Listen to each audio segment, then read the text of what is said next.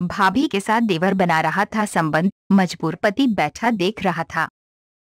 आर्थिक तंगी से प्रेम प्रसंग में बदले संबंधों में धौलपुर के बाड़ी में पति पत्नी और देवर ने जहर खा लिया।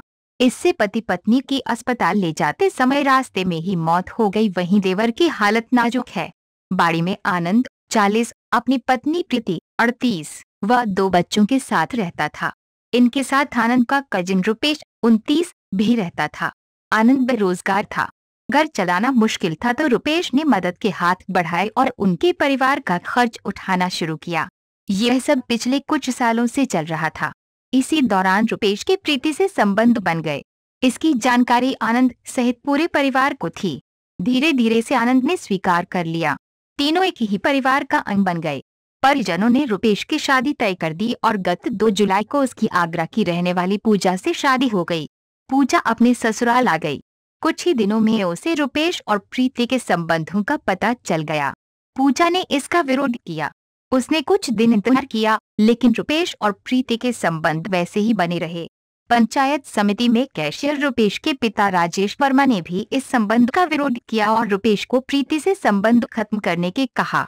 फिर दोनों पर कोई असर नहीं पड़ा तो पूजा अपने पीहर लौट गई।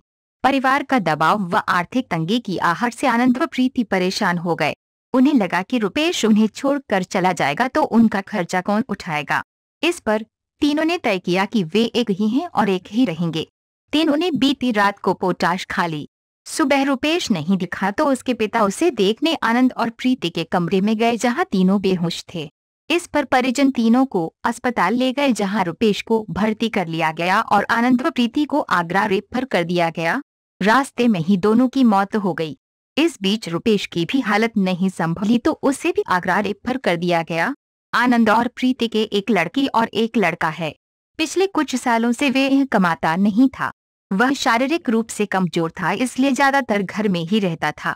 परिवार चलाना मुश्किल हो गया तो रुपेश ने उनके परिवार की जिम्मेदारी संभाल ली। इसी बीच देवर रुपेश की अपनी भाभी प्रीति से संबंध बन गए। आनंद व रुपेश का परिवार एक ही हवेली में रहता था। वहीं ये तीनों एक ही कमरे में रहते थे।